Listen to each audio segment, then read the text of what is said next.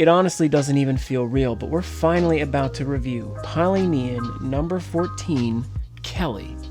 Kelly is an interesting story here. She was pushed back multiple times, and of course, we have been after her since we saw her initial prototype sketches. It's hard to track it down, but I'm pretty sure her original release date was something like February, which is insane to think it took until late May for her to finally come out. But now she's finally here. But can the THICC cop really measure up to our expectations? Well, judging by the box, I would say so. Hilariously enough, and maybe most thematically correct, her name happens to be Kelly Sexton, which is actually demonstrated on the box here inside of the flap. Everything here looks great so far, and I've been itching to get into this figure for quite a bit, so let's do that now. And let's get this box open so we can begin this review. And this is her inside of her blister, and goodness, this is crazy. There is so much in here. Because not only is there this layer with all of her hands and faces and the figure, but we've also got all this stuff as well. So let's get this thing opened up. And first glances at Kelly will result in a resounding wow. She is absolutely gorgeous. I really like this design a lot, and we can actually break this down a bit because some of it is familiar. She borrows the body type of FLL, meaning she is very similar in build to Iana. And of course that's incredibly recognizable because of how deliciously thick this character is. I don't call her THICC cop for nothing. The legs, the midsection, the chest, the rear, all of this is deliciously hefty. And of course we can thank Iana for introducing us to that. But additionally, she has some parts that are very similar to another character. Now the Motoroid figures are to thank for the shoulders as well as the forearms. As you can see, those are both very similar, actually just a very different shade of blue altogether, but the same shape, as well as her cuffs for her ankles. The bottom portion of the leg is identical as well, so she does borrow quite a bit from both of these characters, and the only thing that's really entirely new is of course the fact that her midsection has a shirt molded onto it, as well as under her skirt you'll see in time she has a pair of underwear, as well as these stockings and garters that attach to her legs. And I've got to say, I'm quite a fan of it. This is all put together in a way that makes it seem entirely new. But it's of course Kelly's time to shine, so let's let her do that. From head to toe, she is adorned in a cop's regalia, and it looks rather fetching. From her hat up top to the collar and tie to that nice little skirt and all the little gold accents in it, she is ready to go, either in office or on the street, taking care of criminals. And let me tell you, this is one cop I would not mind pulling me over. This is pretty much entirely true to what I saw so long ago, and I'm really happy to finally have her in hand. Now, of course, like any Polynian figure, she is made up of many ball peg joints. Now, of course, all of these joints allow for in and out, which is nice, as well as swiveling at each of the joints. The biggest limiter of this articulation is in her neck, because as you can see, the tie and the collar there are a bit high in the back. That means that her head hardly has any room to move on that neck there. It's a bit of a pain in the butt because you're constantly moving her chest joint rather than moving her head, so you can take off the tie, but I will say she looks a little incomplete without it. Now, of course, she looks much more risque because her tie isn't covering her cleavage, and some may prefer that, but I feel like this isn't as true to form. Still, it is an option and it does allow for much more articulation. But another problem with her articulation is this hair. It is incredibly stiff, and I would really prefer to see it in a more PVC, softer sort of plastic that had some give, because this could very well scratch, as well as it could break over time. Now, her shoulders aren't the biggest problem, but that will potentially limit articulation just a bit, and her elbows, of course, can go all the way in one side, but because they're flat on the other side, it won't allow you to fully extend it there. It would look unnatural if you did it that way, so I wouldn't really see this as that big of a problem. Another limit to her articulation would be because of the skirt. Now, of course, like many of the other figures, you can remove this piece on the back and move the skirt, but these legs will only go so far with that skirt, but they do go rather far indeed. The biggest point of articulation that I have a problem with is in the ankle. The biggest problem is that since these are attached to this bottom portion of the leg, you don't get very much movement out of the foot. and that's not the hugest problem because typically the base does a great job of keeping them up, but it is just a little annoying. And additionally, since you can't remove this ankle from the leg, you could never use these legs, clad in stockings, on any other figures, which is a disappointment because I did want to do that, but oh well. Now, as much as I hate to do it, I have to point out some QC errors on this figure because they are rather glaring, and they do cause me a bit of trouble with rating this thing. If you can notice on her chest, there is almost what looks like smudges across her breasts, and that looks really bad under the right amount of light. Now, this is directly out of the box, so I don't see how these could have gotten here. The thing was entirely wrapped in plastic, and there's almost no way for there to be any paint rub, but alas, it is there. There's a similar discoloration on her stomach as well. It almost looks like some of the plastic was worn away, and there's even this little black dot next to her navel, which looks really bad. Also, if you can see there attached to her shirt, there is a tiny bit of molding that is added extra there, which just looks really out of place, and it definitely is a QC error. And on this side, we have two QC errors, one with a bit of extra molding in her hair, and another piece of molding where her shoulder is here, where the cuff connects to the actual shoulder itself. Additionally, her hat right out of the packaging had a scratch on it as well, which is inexplicable and completely unexcusable, so that's another thing that's really got me irritated right now. In addition to that, if you take a look here inside of her elbow, there's just very sloppy molding, and overall it just doesn't seem that qualitative in the way this thing was manufactured. Another problem is some of the painting in her leg here. If you can take a look at that, you'll see that next to the garter, there's quite a bit of bleed of that black in her white of her leg, which looks really bad because of how bright the white is on her leg. It sticks out like a sore thumb. And call me crazy or nitpicking, but just look at the insides of the torsos here. There's a difference in quality of plastic, and the other one for Kelly is just entirely messier than the regular Iana torso.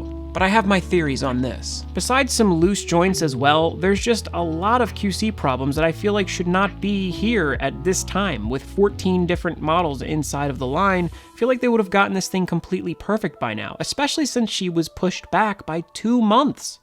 Overall, she looks amazing though. There's so many great little details in her uniform that really stick out. The gold and black trim really helps this figure to pop quite a bit when you're taking a look at her from afar even. Her color theory works really well. That bright yellow hair goes so well with the blue of her uniform, and I do love it. Even the pale blue blouse looks great, especially with those black accents in it as well. Another thing I really like about this figure too is the face. The eyes are absolutely striking with that bright pink. It's just beautiful, especially contrasting with all of the blue. From a design aspect, I absolutely love this character. The design itself is the most alluring thing about it. It's done so well. All the things that I've said about the other figures is entirely present here. Her design works. It guides you through the figure and constantly keeps you interested with the way it's shaped. That's incredibly important in a figure, and for that I absolutely love this, but of course, those QC problems do drag it down a bit. Now, there's also just some questionable stuff done here. If you take a look at the brim of her hat, it's done in a sort of clear black plastic. It's got a slight bit of transparency to it. It's kind of hard to notice, but when you take it off and rotate it around, you can really notice that. And this is not the only place they've used this plastic. It's also in her tie, and it's even in the hem of her skirt. Down here at the bottom, you can kind of see it. It almost looks like it's colored in with a Sharpie, and goodness, it looks terrible. I really don't like this plastic. It looks really bad on this figure, whereas all the other black looks so much better. There's also some very sloppy black painting here in the trim of her skirt.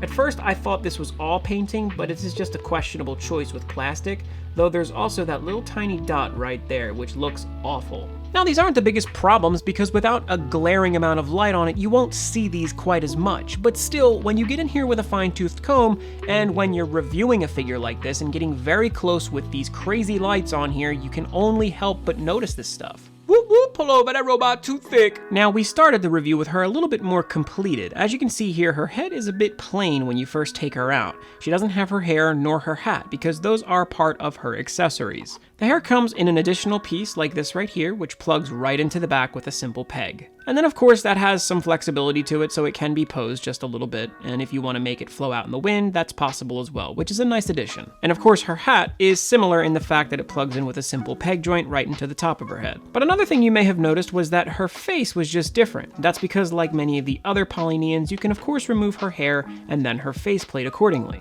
You can now swap a new faceplate on, put the hair back on, and you've got a new face. And her expression goes from one of simple, neutral happiness to quite a bit of glee here. Her mouth seems to be showing some teeth almost while she's winking, and there's even quite a bit of bright pink blush on her cheeks. I've got to say, this is probably my favorite face that comes with the entire set, but there is one more. Now her other face is a bit more serious, and you can see her mouth is wide open here. Her eyes are almost a little bit more narrow as well. So this seems to be a bit more of a serious face, so when she's actually going to arrest somebody, or maybe point her weapons at them. But of course, now we have to talk about those weapons that I just mentioned.